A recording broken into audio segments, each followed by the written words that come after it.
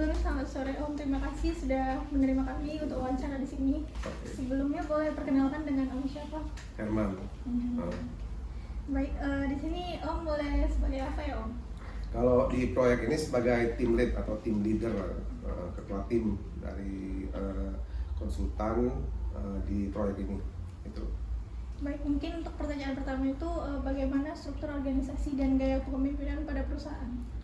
Kalau menjawab pertanyaan masalah struktur organisasi dan gaya pemimpinan pada perusahaan, dalam hal ini yang ke proyek lah ya, ke proyek ini, karena kalau perusahaan itu secara umum dia beberapa proyek yang ditangani. Nah, kalau untuk di proyek KPBU ini adalah proyek KPBU, salah satu proyek preservasi jalan lintas timur di Sumatera. Itu merupakan satu-satunya atau proyek yang pertama, itu proyek yang pertama KPBUAP dari di lingkungan Kementerian PUPR yang berbasis kinerja, itu yang non tol. Jadi ini satu proyek pertama, satu-satunya proyek yang pertama di lingkungan Kementerian PUPR di luar non tol, itu yang berbasis kinerja atau proyek yang sistem investor. Kalau selama ini kan proyek dari Kementerian PU itu proyek-proyek reguler, itu yang langsung pembayarannya dari pemerintah. Nah, tapi kalau ini sistem investor kayak jalan tol, tapi ini non tol. Nah, kalau masalah tadi gaya kepemimpinan, kepemimpinan dari perusahaan, itu sistemnya adalah yang jelas itu sistem langsung dalam artian ini sistem komunikasi berdasarkan dari struktur organisasi. Ini adanya suatu garis komando antara, misalnya di sini di sistem struktur organisasi proyek lah, di sini ya, saya kebetulan sebagai tim leader.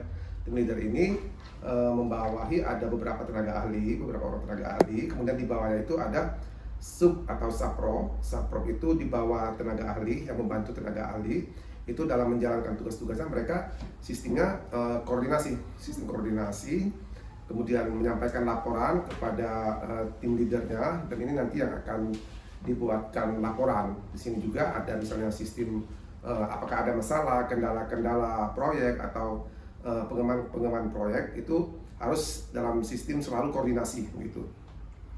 Mungkin boleh ini dulu Om, boleh tahu nggak kalau proyeknya itu di mana dan berlangsungnya dari kapan gitu, sampai kapan?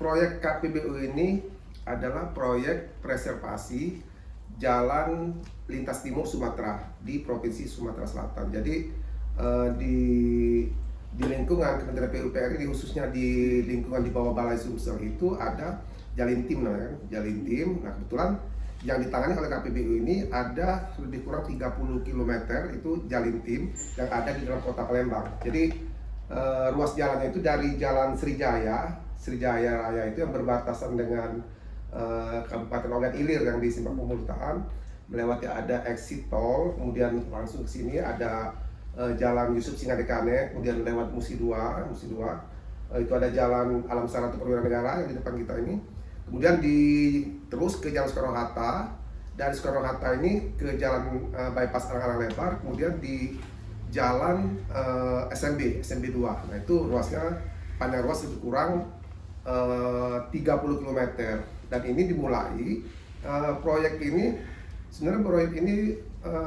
sepanjang 15 tahun. Nah, 15 tahun ini ada 2 fase di sini. Satu fase konstruksi, namanya waktu pembangunan kemarin itu sudah lewat dari tahun 2021 dimulainya itu masa konstruksi.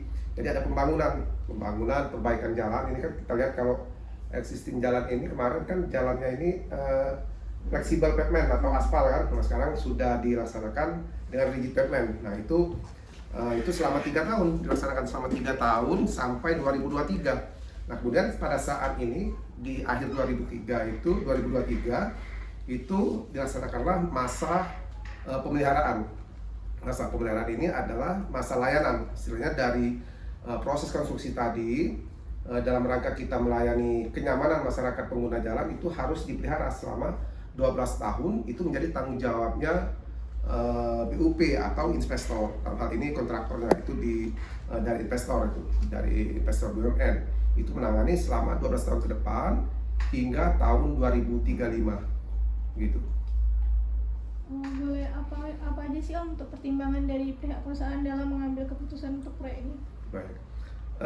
Tadi sudah kami jelaskan bahwa proyek ini merupakan salah satu atau proyek pertama itu di lingkungan kementerian yang berbasis kinerja dengan dana yang cukup lumayan besar. Artinya ini merupakan proyek prestisius lah ya, proyek prestisius. Otomatis dari perusahaan itu sangat tertarik sekali untuk ikut bergabung di proyek ini dengan mengikuti lelang atau tender untuk mengambil proyek ini. Kemudian itu kemarin waktu pertama di masa konstruksi dari perusahaan ini, perusahaan PT Rapino Citra Mandiri ini, kemarin itu proyeknya adalah manajemen konstruksi. Manajemen konstruksi itu dengan join dengan dua perusahaan lainnya, itu dibentuklah suatu konsultan manajemen konstruksi yang diambil oleh perusahaan. Kemudian pada saat ini setelah masa konstruksi selesai, pada saat masa konsesi ini berlanjut ke masa layanan, itu begitu habis kontraknya selama 3 tahun yang pertama di masa konstruksi, sekarang ini berlanjut dengan kontrak baru. Nah, ini diambil langsung oleh PT Rapino Citra Mandiri. Jadi ini merupakan proyek yang sangat prestasi lah ya, prestasi. Otomatis seluruh perusahaan itu pasti menginginkan proyek ini, begitu. Oke, untuk